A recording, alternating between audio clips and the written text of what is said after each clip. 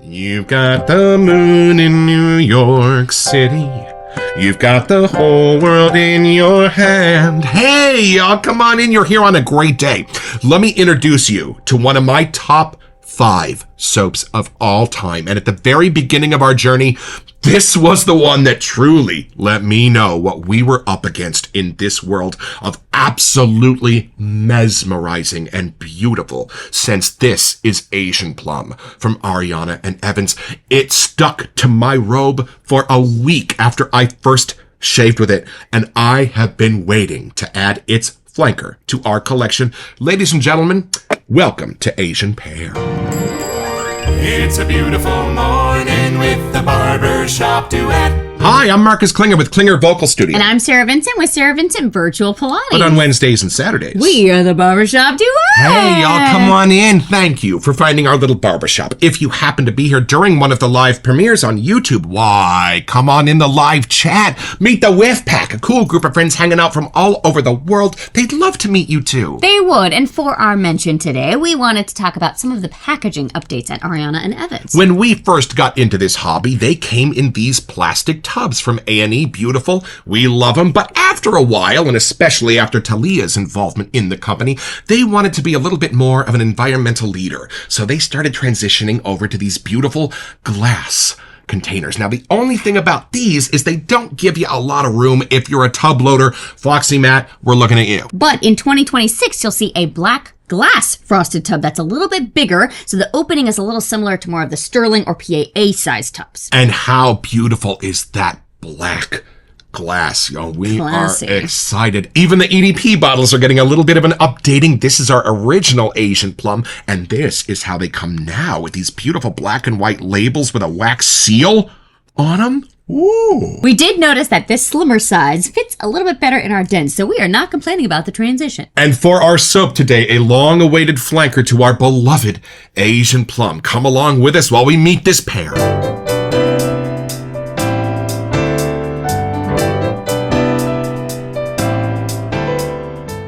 All right, y'all, from the sales page at aegrooming.com. Following up on our enormous success of Asian Plum, we have created a scent which may very well surpass the love affair of the plum. Asian Pear has been 6 months in the making and offers a superb blend of notes, familiar to its cousin, yet completely different. A bit less floral and sweet, but shares some of the same magnificent notes. The pear is the standout, with some dried fruit notes, tonka, tobacco, sandalwood, with a hint of coffee and florals. I cannot wait to discover what's the same and what's different. And I think we're going to be rather good at that because of how well we have gotten to know this one. It is so dark and fabulous. All right, y'all, come along with us as we open the box.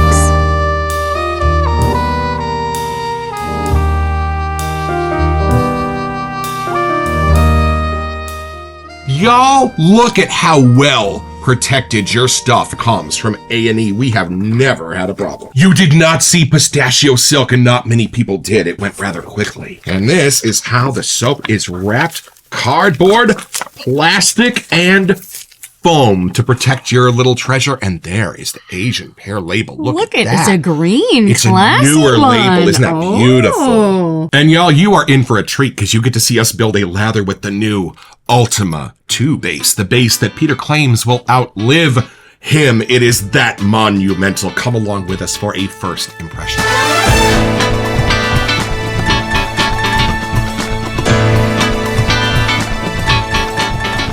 She's finding out there's no funnel cake in this soap, so she's out of here. She's a gourmand hound. She likes the junk food. Bye, Lainey. Right when you find work. All right, I am too apoplectic right now to take the first impression. I need you to do a little reconnaissance for me. Okay. Let me know what I'm in for. Here we go. All right, here's the Ultima 2 pour, y'all. It's definitely a lighter color than Asian Pear. That one was dark when we opened it. So you can definitely see it's a little different. All right, see what you get. Taking it in. Oh, I've been waiting for this one, y'all.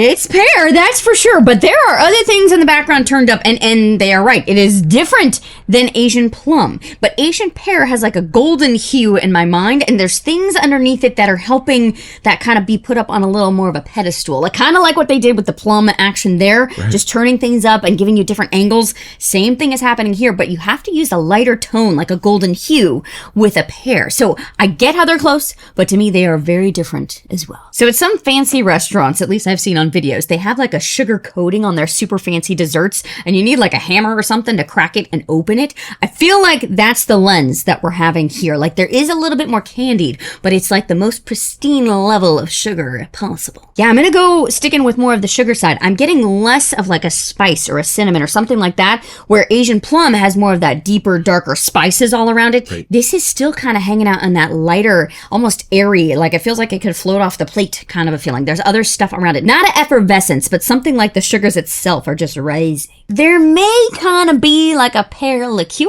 kind of thing happening at the back of this. I don't know exactly how that's being created, but I'm not getting like a dark base or much of a woody kind of a thing coming through. Right. But there's something that has like an ambery kind of a hue maybe in there, and I think that could be sort of how it's happening. I like how the edges of this are rounded off. It really goes close to that sweetness kind of tier, where some colognes kind of have that and we say it gets a little pokey. This doesn't have that. So the corners are rounded off almost kind of in the shape of a pear. It has just rounded off in a way that kind of cuts off those little sharper sides and really kind of gives that goldeny hue. I do get the green pear kind of color. I don't know how that's happening. It's not with a pistachio or something else that I sometimes can see that color with.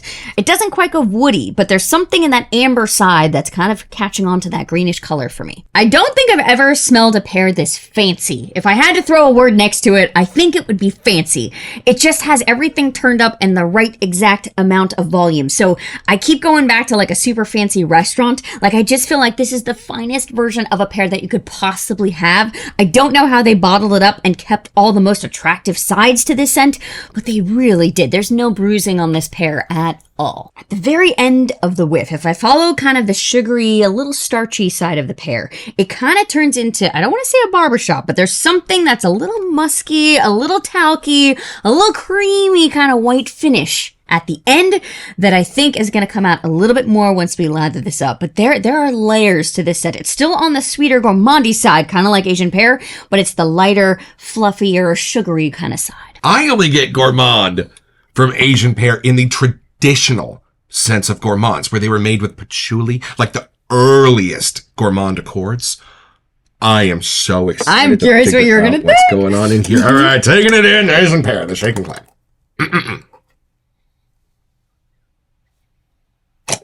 Very different. I was really thinking this was going to be like 30%, 40% DNA under the surface from what the sales page said. Right. It is almost, for me, starting over. I would say 5%, 8% the same as Asian plum. This is very different, but just as intriguing. And you're right. If this is a yin-yang, this is the dark side. Mm-hmm. This is the light side. Hold on. Okay, way more gourmandy. I would even get pear before I would get Asian pear from this. So it is going to be the pear you're expecting. Beautiful, muddled, warm in the middle. Within the pear notes are things that are a bit peachy and strawberry-ish and almost bordering on apple, while in the pear lane. So I'm wearing pear filters on my glasses, but I'm definitely getting hints of other fruits in here, and they're all my favorites. Then it becomes creamy before it even dives down into the base, which takes it out of the gourmand lane for me just a little, because it's not like a whipped cream creamy. It's like a sandalwood, a woody sort of a creaminess to it. Then it splits off. One side goes way darker, and one side then circles back and becomes the clouds above the pear tree. Almost the sense of like cotton up there, beautiful and floral and light. I'm not saying there's a tiny wisp of a jasmine or a lily of the valley or something like that. But again, they're up against the clouds. It's far away. And somehow the sense of the delicacy of the pear is in this. An apple, you can basically play catch with it and it's fine. But a pear is a more delicate fruit. It comes wrapped in, well, it comes wrapped in this. That's ironic. Mm-hmm. When I used to work at Trader Joe's, you had to be super careful setting those up one at a time. The sense of delicacy is in the soap. Beautiful. And you are right. When I take the lid off of this, it is a big, shiny, golden pear on a pedestal, and it's glowing, and I can hear the angel singing, ah. I feel like we're at like the museum setup of like, everyone look at the world's pear. greatest pear sitting here at the Met. And then, y'all, what this is surrounded with is just the most beautiful set of scent notes, almost bordering on brand new crayon. For me, in some way, in the creaminess, like a brand new box of 64 Crayolas with the sharpener that doesn't work.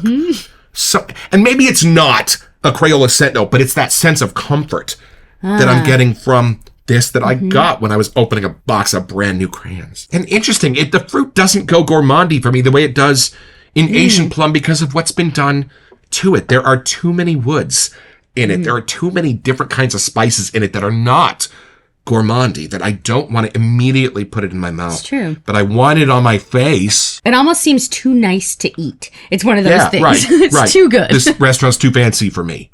And I want to be clear about the lights. The darks in this are heavy and sticky. It really is on my robe 4 or 5 days later after I shave. This is the opposite. These don't feel sticky at all, but they feel light and cloudish and beautiful and sunny. This is a morning afternoon scent. There you go. I can't get over not only how beautiful the pear is, but that sense of peach and strawberry that accompany it. For me, strawberry being in the rose family, it almost borders on floral in this for me. And you know what? It's gentle. If you are in the cast of Glengarry Glen Ross on a daily basis, don't wear this. It's not that kind of a scent. This is more for like a kindergarten teacher would wear this. You know what I just remembered was the surprising scent note when I was reading was coffee. Do you smell coffee in there? Well, what kindergarten teacher doesn't start his day right now with 6 or 7 cups of coffee? I don't get it much. I don't think I did either. I think every scent needs to have a base that it sits on, but it doesn't matter how big or small that base is. And here, it's a little bit of base. It's just a tiny bit of coffee. Maybe like surface. a blonde roast, like it's a super light one. More like a latte. Yeah, maybe. But I think just something a little bit dark and a tiny bit bitter so that you can sense how sweet the sweets are without them having to get too sweet or overbearing. We may see more when we lather or in the splash how that comes out. But again, it doesn't get that dark. Like it's not the bitter sides of the coffee to me either. Well, y'all come along with us while we re-explore these scent notes and build you an Ultima 2 lather. All right, y'all, back to the sales page at aegrooming.com. We start with bergamot in a shave soap. How dare you? But it does have that little sunshine turned up. Like that helps be a little brighter at the beginning. And just enough of a tang of a citrus to let you know it's a morning scent, but that's it. There is nothing tart in this. Then, of course, we have pear, which it should definitely be on the list because I get that right away. And then dried fruits, which I'm putting my flag, are peach and strawberry and maybe a little bit of apple. I love this, but I love that he said dried. He's so much smarter than me because there is a sense of that driedness in them. They're not that beautiful, like floral fruity sense. It's a little bit more of a leathery one. Maybe a mandarin, maybe an apricot, something in that lane. And then we take a little bit of a turn over to the pipe that the farmer might be smoking with a little bit of tobacco, but I think this is kind of more the tobacco leaf. Yeah, just like slightly the green. Tobacco leaf. Maybe a tobacco flower, just tiny bit. Maybe, just to gentle it up a little bit. And then we've got our tonka bean next to the coffee. So they might be helping each other out. I'm saying, because tonka bean can be a little bit of vanilla. It can be a little bit of hay. There's all kinds of stuff going on in there. And then jasmine. I called that one. I thought it might have also been lily of the valley, but I'll take jasmine for the win. And then sandalwood, giving it its creaminess. And I didn't catch this. Cedarwood. You get a little bit of a peppery, effervescent wood I get going that on. now because I didn't want to say specifically sandalwood, and that's probably why. Like they were blending together. But again, that's just kind of like the little gentle finish at the end that I think was kind of bringing that creamy, little talky kind of vibe going on. Right. An architect would smell like this. Mike Brady would smell like this. I like that this is not quite masculine or feminine. I just feel like it's nice and turned up somehow. Right. And that's interesting. You'd think that since most of these have a very gentle, soft roundness to them, that this might have more feminine edges, but it doesn't. Yeah, it's it just rides a that very line. gentle, masculine flair. Because I feel like I had that same conundrum with Asian plum, actually. Because of how sweet it got. But then the darker sides kind of keep it riding that line in a different way. This is a little bit more like a judge. Maybe. Or like something like that for me. Yeah, a little more rooted in the ground. Librarian. Smell like this. That's somebody that has more imagination. This is more outside. Yeah, a little more in the clouds. Right. All right, y'all. This is my dark Nebula bowl because I didn't know how light this scent was from the KUN workshop. And look at those loving octopus arms, as Melinda calls them, ready to receive the soap. And these are our waxing sticks from Amazon.com so we don't contaminate our products here. And let's see. Oh, there's a little bit of a bite back here to the stick. It is not as soft as a McDuff's or even a Sterling. All right. And we're just going to make a thin layer of that soap on the bottom of the bowl because our first goal is to transfer that soap up onto the bristles of our Ariana and Evans retro shaving brush homage. This is the Badger knot. Dear Barbershop Duet, you're not soaking your Badger brush. No, we are not, because Craig at Opus Brush told us we're not allowed to. And we do what Craig says around here. Well, as he explains, it only takes about 30 seconds for hair to absorb water as it is. You might as well do that while you're transferring the soap up onto the bristles of the brush. And then it's going to smell wonderful because it's grabbing the soap and the water. I'm even getting a lovely bubble bath-ish Oh, yeah, I can scents see that. to this. Those are some of my favorite scents. Think Gucci Envy. For me, as a bubble bath at the Claremont Hotel. And that is waking up right away. The reason I grabbed my biggest bowl was because I knew what kind of lather this was going to make. And y'all, when you go back and forth, as Jerry Plessy will remind you to do, if you see that spiderweb pattern, she might be asking for a little bit more water. And I like the bougie sprayer because it actually measures for you. Each spray is exactly the same amount of water. You know what's funny, y'all? I'm going to say it. Yeah? We've been doing this show long enough. I'm going to say it. Doug Lane sent us a Martin de Condre soap yesterday, notorious for being the best and most expensive soap in the game, allegedly. And I shaved with it last night. Extraordinary. But I'm going to say it. This lather is almost identical to what it felt like to build that MDC lather last night. Y'all, this is why we do it. In between the pear and the florals, do you get almost a sense, this will put it together for you, of bubblegum. Think pink Bazooka Joe bubblegum in that accord. Are you getting a little bit of that? Okay, I haven't bitten into the gum yet. It has that powdered sugar on the outside. Right. But it does not go like bay gum. This is used completely different. This is Bazooka Joe. I can read the comic to you right now. I'm going to save up for the leather jacket. I think you need 8,000 of There's them. something in the middle, that sweetness, but like at the finest level you can put it in. Almost banana in there too. I'm going to put that in there with the strawberry and the peach. I can see that. Lee, there's some banana in here. But what's the really fancy banana? The one that's super expensive? The Gros Michel. That one. The one you can't get There you except for go. the French Laundry because Hubert Keller has a greenhouse in his backyard that he keeps locked at all times. Just as iconic, just as rich. But where this goes so dark, I'm not going to open this tub or I'd have to buy a few more light bulbs. This goes to the light side. Yep. This is your Darth Vader. There you go. This is your Luke Skywalker. Very clearly.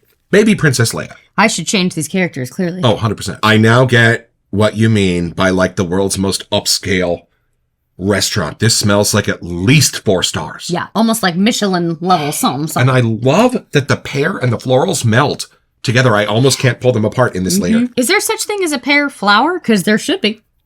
And it is almost exclusively jasmine, but I think there might be a little lilac or something else, just a touch, I could see that. along with that floral. I think that's adding to the bouginess quality, something a little fancy. Did I ask you how much coffee you get in this? Where does that sit in there for you? I would not know it's in there. I gotta tell you, I wouldn't know if I hadn't read it. Maybe we'll get it more when we get to the splash, but if that's as dark as this gets, I kind of would put that as like maybe the ground floor level-ish. Right. But I'm a coffee fanatic, and I don't get it. So if that helps you, if you got nervous by the coffee note, I think you're good. And this is something you will only find here in the Barbershop Duet. This is a pair of whiffs.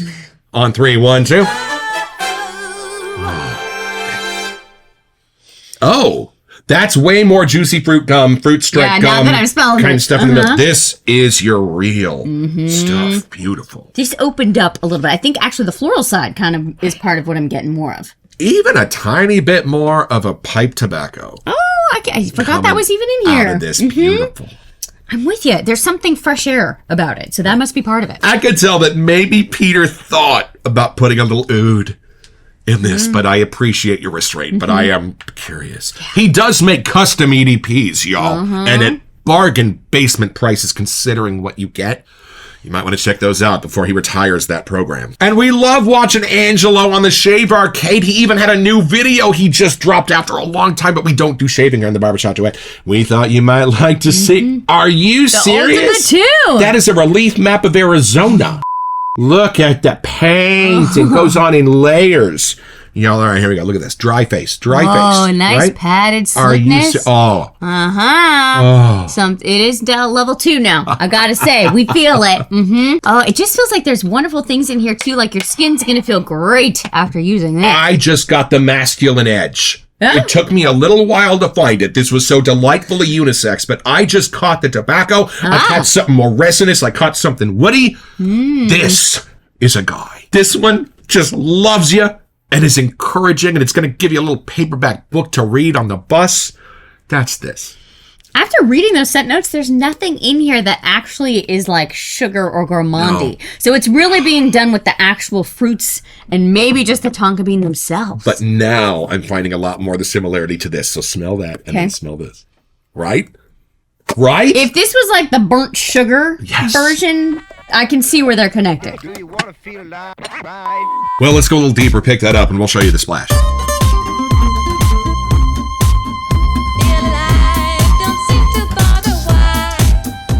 All right, y'all, it's time to watch Sarah try to open this splash. kinda It comes with a little bit of pre-started. electrical tape around the see. top, and sometimes this gets very entertaining to watch. I ripped. You did great there. All right, I'm going to make you open this first, though. I want to will see not a argue with reaction. you. All right, here we go. See if there's more of the coffee, maybe? I don't know. All right, Chin Chin, here we go. Oh, no. A little more of the dried fruits, even a little bit more banana. Yeah. Poking out What is at you. that? Banana for scale. It's still staying really light and airy, though. Right. But when you put on the Asian plum splash, cool thing about it, it takes a few minutes to like assemble. You're not going to get this scent until it's dried down.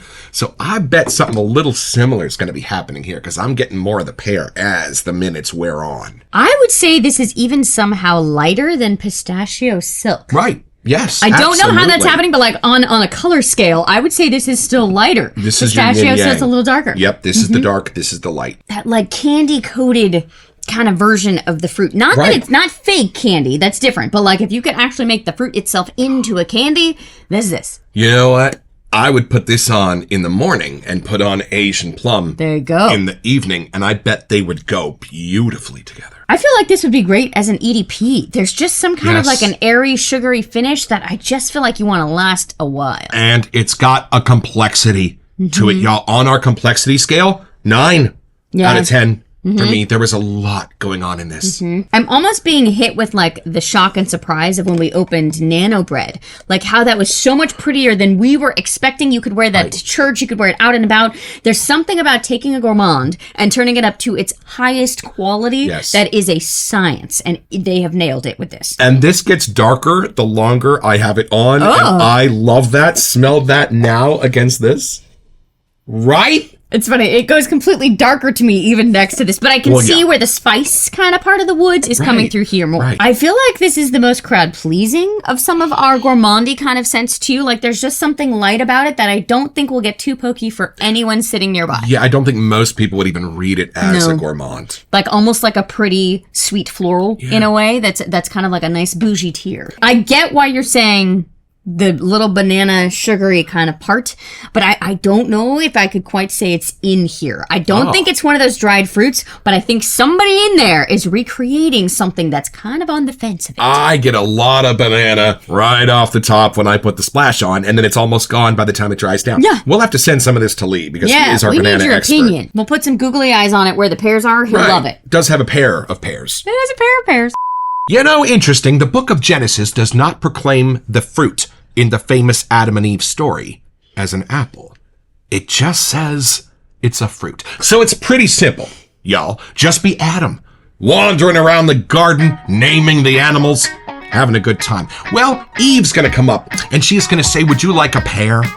And you're gonna get your own. So head over to aegrooming.com or shavingshopclub.com to find this and a bunch of other stuff I want.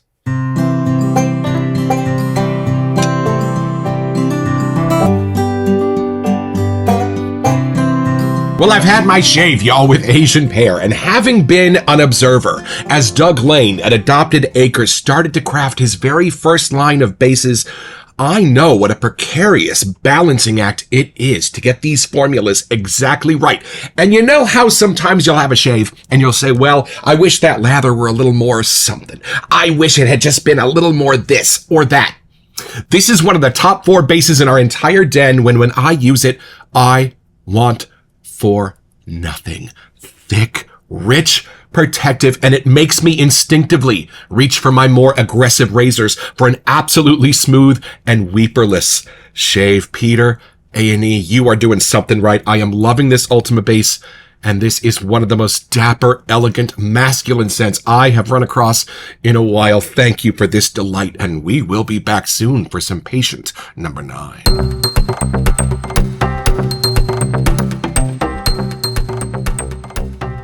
Hey, welcome to Messages. So for our January giveaway, we wanted to give you a chance to get $25 to Sterling Soap Company. Yeah, y'all, and all you have to do to be eligible for this giveaway is send us an email here to WeSentYou at thebarbershopduet.com so we can get back to you. It's the only way we communicate about our giveaways, and then check back here on our first February episode to see if you are our lucky winner. Best of luck.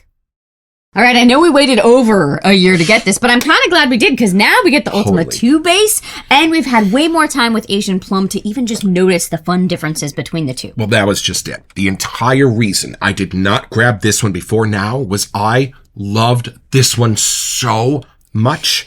I was a little scared that this would not live up to my expectations. But y'all, it has destroyed them and blown them out of the water. Why? It's a true flanker. This is morning. This is nighttime. Very different in that respect. But the depth of those spices and the effect that they have on me are similar for both. I love that this goes so fruity without going traditionally fruity at all. I love that this has the softness that this doesn't. And I love how this brings the light where this puts you solidly at midnight on a moonless night.